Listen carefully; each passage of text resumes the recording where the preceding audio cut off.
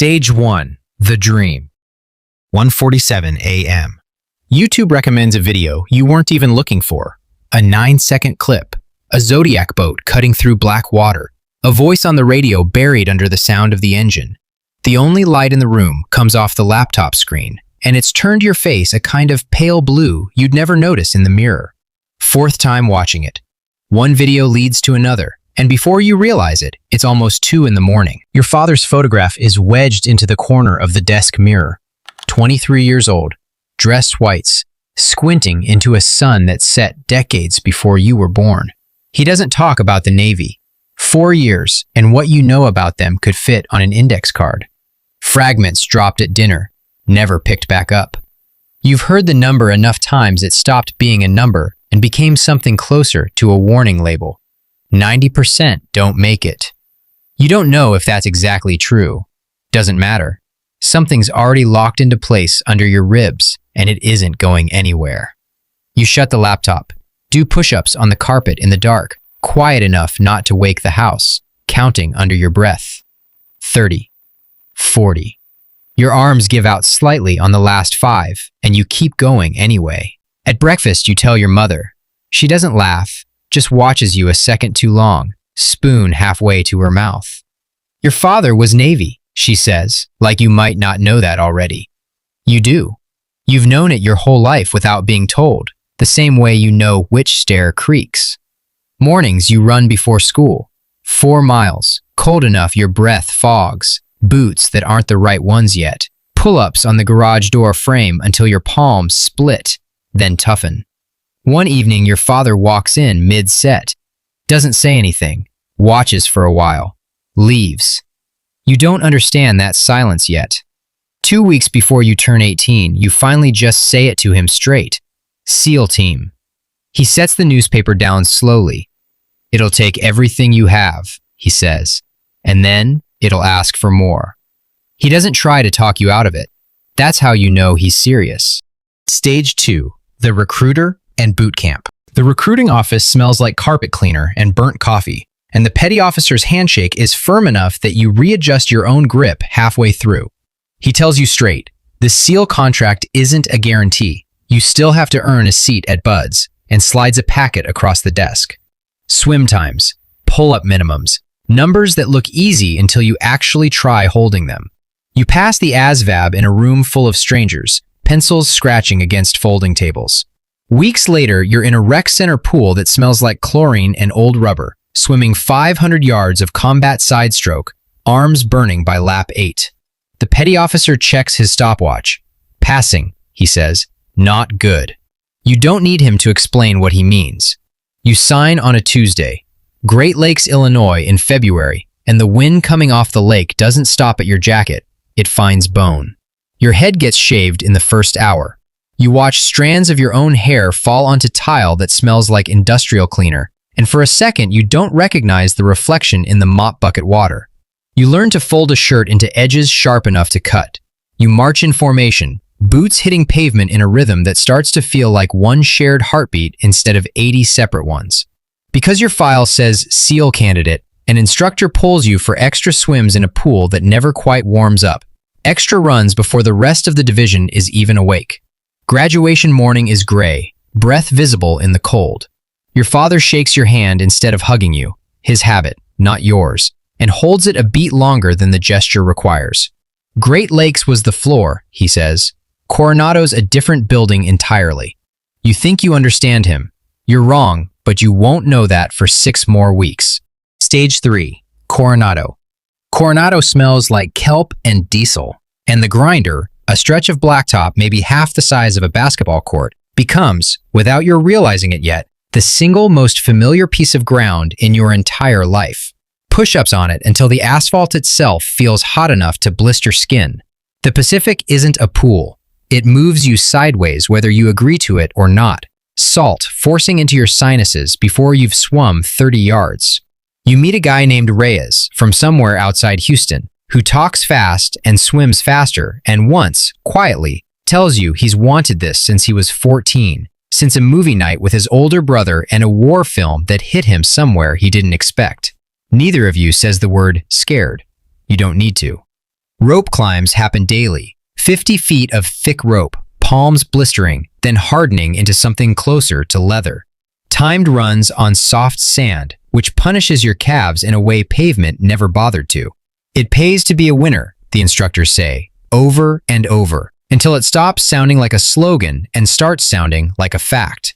First boat crew back gets 5 minutes of rest. Last one runs it again. An instructor jogs alongside a recruit who's falling behind, repeating the same line, flat, almost bored. Pain is temporary. Quitting is forever. You've heard some version of that sentence 100 times in your life. It never meant anything until your legs were actually screaming. Reyes gets recycled, held back a week, for missing a swim time by 4 seconds. You start doing extra pull-ups alone some evenings after that, palms already wrecked, because a margin that thin could belong to anyone. The last week of prep includes something they don't dress up with a nicer name.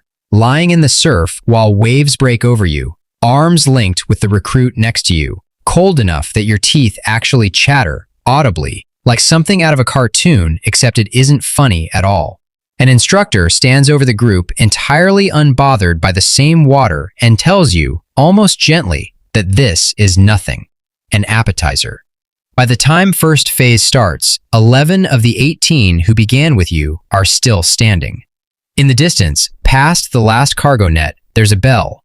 Brass, dulled by salt air, 3 ropes hanging beside it. Nobody explains what it's for. You already know. Stage 4, Hell Week.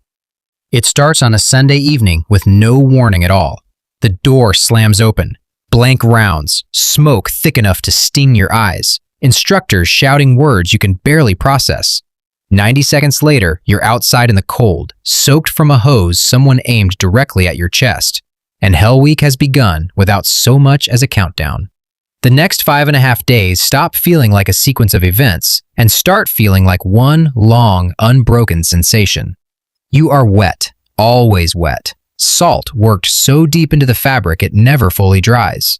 You sleep, across the entire week, somewhere around 4 hours total, in 20-minute fragments, waking to a boot nudging your leg and a voice that only ever says one word: up. Boat crews of 6 carry a 200-pound rubber boat balanced on their heads for stretches of time that stop making sense. Your neck develops a crick that, 15 years from now, you'll still feel faintly on cold mornings without remembering exactly why. Wednesday, Steel Pier. You go into the water in full uniform, then stand at attention on a metal dock in the wind, and the wet fabric does something worse than cold water alone ever could. It pulls every degree of that cold directly into your skin and holds it there. Your whole body starts shaking, hard enough that you bite your tongue slightly, taste blood, and you're too far gone to care. An instructor stands a few feet away holding a paper cup of coffee, steam visibly rising off it, and asks, not unkindly, almost conversationally, whether anyone wants to quit and get warm. Nobody answers. The silence does the talking. You watch Draper, the strongest guy in your class, a former college linebacker who outlifted everyone through first phase without much effort, walk to that bell on Wednesday afternoon. His hands are shaking too hard to get a grip on the rope the first time. It takes him 2 tries. The sound rings out flat and metallic across the compound, and he doesn't cry. He just stands there afterward wrapped in someone's blanket, staring at absolutely nothing. Thursday night, running on legs that have stopped responding to anything you'd call a decision, you think about your father. It'll take everything you have, and then it'll ask for more. And you understand, finally, in your body rather than your head, exactly what he meant. Everything you had was gone by Tuesday. Whatever's carrying you now showed up after that, uninvited, and you've learned not to look at it too directly. Friday morning, the ocean goes from black to gray to a pale, indifferent blue. 7 of the 11 who made it this far are still standing, salt-crusted, hollow around the eyes, swaying slightly the way people do after a fever breaks. An instructor tells you, flatly, that Hell Week is complete. For a second, nobody reacts. Your bodies seem to have forgotten how. Then someone starts laughing and crying at the same time, and someone else just sits down on the pavement because his legs have finally been given permission to stop. Somebody near you mutters the line painted on a wall back at the compound. The only easy day was yesterday. And for the first time in 5 days, it actually gets a laugh. You call your father that night from a payphone that smells like 100 hands before yours. He doesn't say much, just breathes on the other end for a long moment, and then says, quietly, "I know." 2 words. For the first time in your life, his silence feels less like distance and more like something you actually share. Stage 5. Diving, weapons, and a trident. Second phase moves you underwater, a rebreather rig that recycles your own air so no bubbles ever surface. Technology built specifically so you can approach a target without anyone knowing you're there. Your first pool competency test. An instructor tangles your hoses and pulls your mask off while you're submerged, and you're supposed to solve the whole mess calmly instead of clawing toward the surface. You fail the first attempt. Panic wins before your training does. 3 days later, on the second try, your hands move through the same sequence with something close to actual calm. Night dives off Coronado happen in water so dark it swallows the flashlight beam a few feet out. You navigate on a compass board and account of your own kick cycles, because your eyes are worth nothing down here. Third phase turns to land warfare. You break down and reassemble a rifle in total darkness until your hands know the geometry of it better than your conscious mind does. Slow is smooth, smooth is fast. An instructor keeps repeating whenever someone rushes a reload and fumbles it. And eventually, your hands stop rushing and start moving anyway. 3 days on San Clemente Island, 80 pounds of gear on your back, night vision turning the whole landscape a grainy, stripped-down green. An instructor plays enemy contact mid-patrol, and your body drops to cover and returns fire before you've consciously registered what's happening. Graduation morning is clear, unbothered California sunlight. Your mother's in a blue dress you don't recognize. Your father stands slightly apart from her, spine straight, exactly the same posture from that old photograph on your desk mirror. They call your name. The presenting officer pins the trident to your chest, and then, following a tradition nobody explains but everybody knows, drives it through the fabric into your skin with a closed fist. You don't flinch. You've spent 6 months training your body specifically not to. Afterward, your father pulls you into an embrace that goes on a few seconds longer than anything between you has in years. "I wanted this for 30 years, he says, quiet enough that only you hear it. I just never had the body for it. It's more than he's ever told you in one sentence about the life he had before you existed. Stage 6. First deployment. 18 months later, after a full training cycle, you've mostly stopped counting. You deploy somewhere you're told not to name out loud in unclassified conversation. Diesel and dust get into everything. Your gear, your food, the creases of your own hands, no matter how many times you wash them. 2 is 1 and 1 is none. An old chief drilled into you back at workup. And now you check your spare magazine, your spare battery, your spare everything, twice, out of habit rather than fear. The mission briefing happens in a windowless room lit by the same flat fluorescent light as the recruiting office where this whole thing started, which strikes you as strange the moment you notice it. Someone silences a phone buzzing on the table before the briefing even starts. Nobody looks away from the satellite images long enough to check whose it was. An intelligence officer walks through a compound layout, room by room, where a bomb maker is believed to be sheltering. 2 a.m. A helicopter runs completely dark, no interior lights. The engine noise so total it becomes a kind of silence of its own, vibrating up through your boots into your teeth. You fast rope into a courtyard, dust kicking sideways in the rotor wash, and clear the building room by room exactly the way you drilled it back home. Except every door now carries a weight the drills never quite managed to simulate. You find the man hiding under a bed, unarmed, hands already raised. No shots fired. It's a strange kind of anticlimax after everything that led here. 3 weeks later, a different mission goes differently. Gunfire from a rooftop, muzzle flashes registering in the corner of your eye before the sound even reaches you. Your point man takes a round to his plate carrier, knocked flat, cursing, more angry than hurt. You and 2 others suppress the shooter while a corpsman drags him back to cover, and somewhere in the middle of that, you fire your own weapon at another human being for the first time in your life. Your hands don't shake the way you always assumed they would. Training got there first. That night, back at base, you take your father's photograph out of a pocket where it's traveled through 6 different countries by now. The plastic sleeve scratched cloudy with age. You don't call him. You just sit there with it for a while, and whatever you're feeling doesn't resolve into anything you have a clean word for. 5 more months of patrols, and waiting that outweighs the action by a margin nobody back home would ever believe if you tried explaining it. When you finally rotate home, your father meets you at the gate and skips the handshake for the first time in your life, just holds on to you for a long moment, then steps back with an expression you've never once seen on his face. "I know what that's like now," he says. "Watching from here is its own kind of hell." Stage 7. What's left? 22 years after that first video at 1:47 in the morning, you retire. A small ceremony. No band, no fanfare, just teammates and family standing around in a parking lot that smells faintly of cut grass. Your wife. 2 teenagers who've grown up mostly in your absence. Your father, 81 now, in a wheelchair he's needed the last 3 years. Your knees click on cold mornings.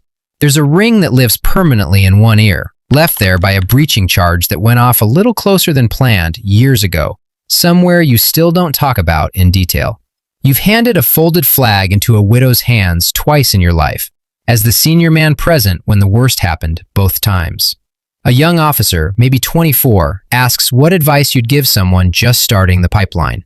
You tell him the truth instead of the version people expect, that most of the job is waiting, that raids like the ones people imagine make up a small fraction of a career built mostly out of training and paperwork and grief.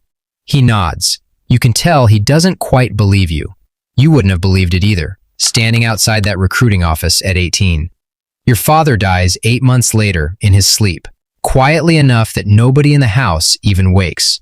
Among his things, you find a letter he wrote but never sent, dated the same week you first deployed.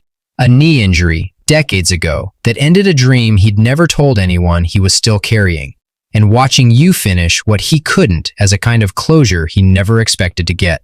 You finally understand the whole shape of a silence that ran the length of your entire life. Stage 8. Full circle. You end up outside San Diego, in a house with a water view you actually look at now instead of past. Late one night, unable to sleep, YouTube recommends an interview you forgot you ever gave, viewed nearly 2 million times since. One comment near the bottom stops you cold. Someone, 17 years old by their own account, writing that they've watched this clip 4 times tonight already, that they can't sleep, that something in their chest locked into place the moment you started talking about Hell Week. You sit with that for longer than you mean to, the house quiet except for the fridge humming somewhere down the hall.